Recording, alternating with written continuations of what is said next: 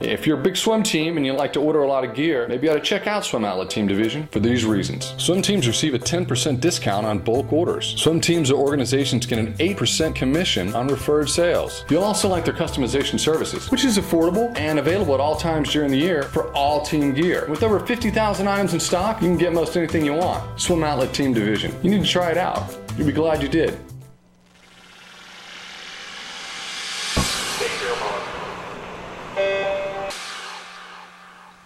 This is the Morning Swim Show for Tuesday, February 19th, 2013. I'm your host, Jeff Cummings. We're in the middle of Black History Month, and a new book is coming out soon that details the rich history blacks have had in swimming, not just competitively, but recreationally and as a way to live. In coordination with Bruce Weigo at the International Swimming Hall of Fame, Kevin Dawson has co-written a preview of this book called The African Swimming Tradition from the Renaissance to Modern Times, and he joins us now in the Finis Monitor from Las Vegas, Nevada, to talk about it. Kevin, welcome to the show today. How are you? Good, thank you. Thanks for having me. It's our pleasure. So just to give people a background, you teach history at the University of Nevada, Las Vegas, and it seems like you have a focus on African history. Is that correct? Yes, I do. African history as well as slave culture in the Americas. So this book detailing the history of blacks in swimming seems to be right up your alley because it starts off way back in the early 1800s, where European slave traders came to Africa and were impressed with the fact that blacks were so good swimming in the rivers, to catch fish and do other things, that they brought them over to the United States for some of them specifically for that purpose. Correct? Yeah, and I actually go further back than that. I go back to the 1400s. I go back to actually before Europeans arrived in Africa. To detail African swimming traditions and how they dove for gold, for pearls, for oysters, for all different types of things. They swam for recreational practices. And then, exactly as you said, I look at how American slaveholders, or I should say slave owners throughout the New World, the Caribbean and Latin America, recognized that Africans had these exceptional abilities to dive over 100 feet deep. And so they brought them to the New World to dive for pearls, to recover goods from sunken ships, to dive for coral, for sponge, for all types of things. And then African slaves retained these practices and incorporated them into daily recreational activities as well.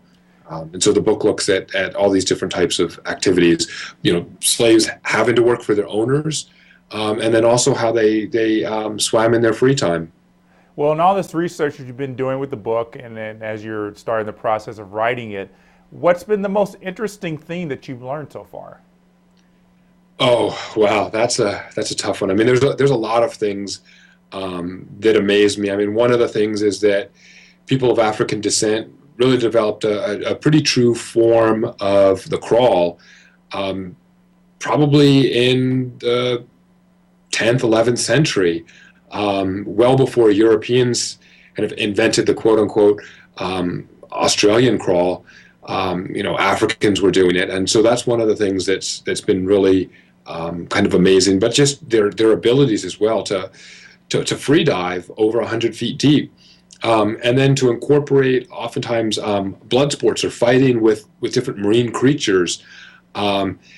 There's numerous accounts of Africans and slaves diving into the water to fight sharks and crocodiles and other creatures, and using that as a way of expressing masculinity and manhood.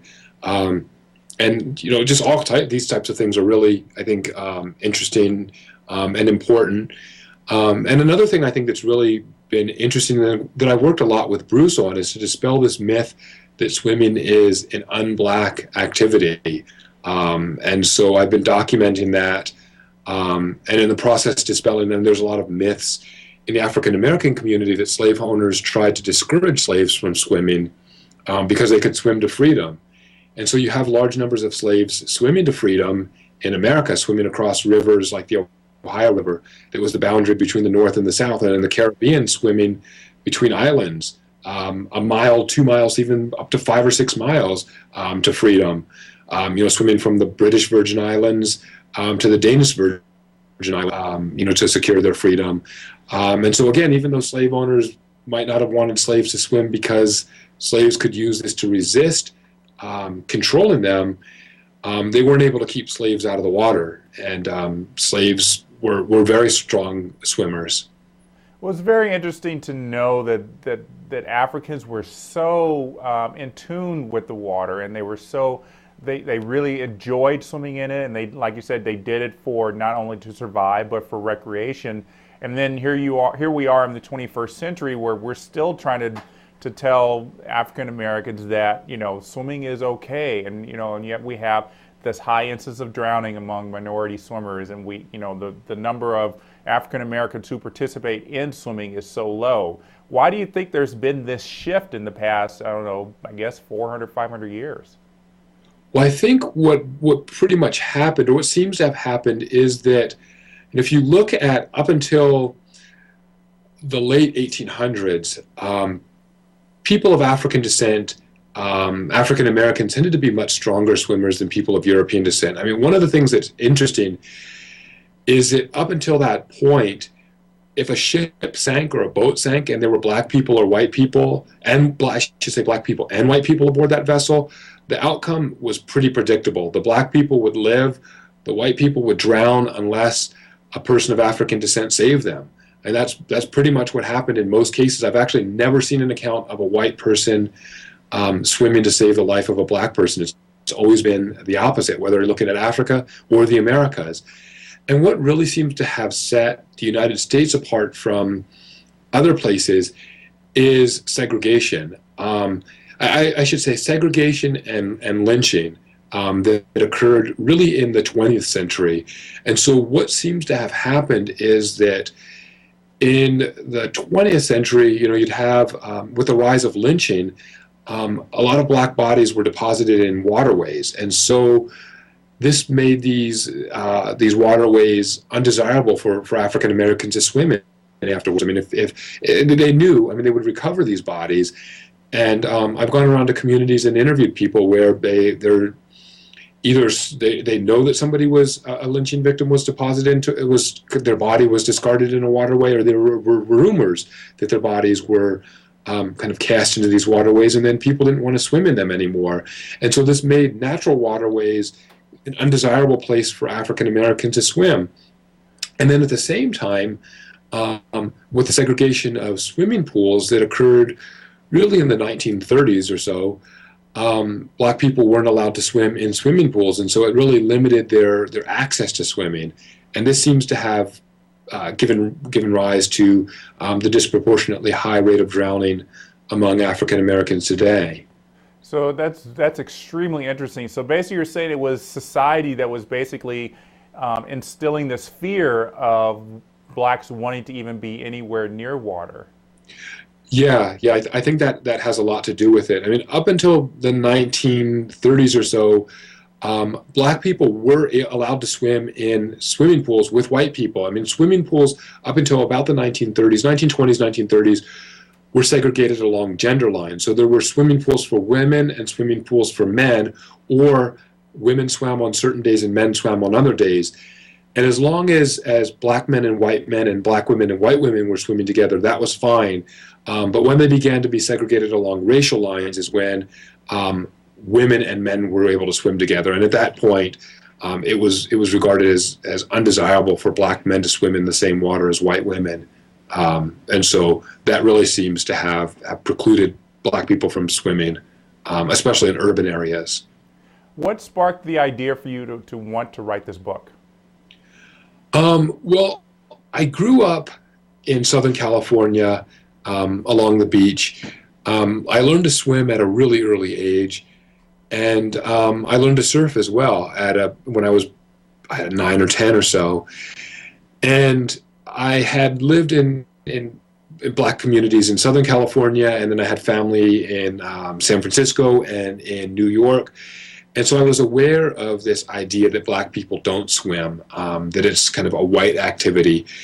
And so then when I got into college and began to read sources on Africa or on slavery and saw all these accounts of slaves and of Africans swimming, it really struck me that you have this idea of black people today not swimming, and yet all these accounts of Africans and slaves being really strong swimmers, and so it just I kind of got drawn into the topic.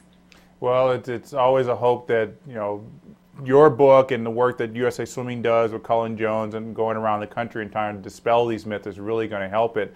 Kind of when you've been researching this book and probably talking with others, do you feel that maybe there's a possibility that this shift could happen where we go back to the era when blacks were, they just could not get enough of swimming? Oh yeah, I mean, I'm seeing it already. Well, growing up in Southern California, I surfed probably about 30 miles of the coast in Los Angeles and Orange County, and I only knew of 4 other black surfers. And whenever I go to the beach now, I see a number of black surfers, men and women, and a number of black swimmers as well. I'm seeing more and more black swimmers as well. And I think that Bruce Weigel's work at the International Swimming Hall of Fame, and he's bringing in a lot of kids who working with them on swimming, really promoting swimming. And USA Swimming, I think, is doing a great job in promoting swimming in the African American community, really to reduce the drowning death rate, and then also to create more competitive swimmers.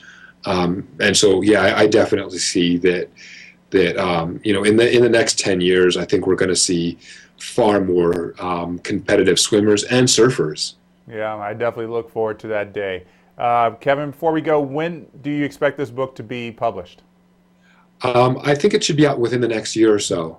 Well, we're definitely going to be looking forward to it, and hopefully that will get the ball rolling. And like you said, maybe it'll start getting things rolling. And like you said, in 10 years, we may see this whole shift change, and we'll look back and say, we remember when it was so hard to get blacks in the pool. Yeah, that'll be a good time. That will be. Well, Kevin, thanks so much, and like I said, we look forward to reading your book when it comes out. Well, you're welcome, and thank you for having me. All right, so that was Kevin Dawson joining us for today's edition of the Morning Swim Show. As we said, be sure to look out for his book. It'll be most likely on sale online. And that's going to do it for today's show. I'm Jeff Cummings. Thanks for watching.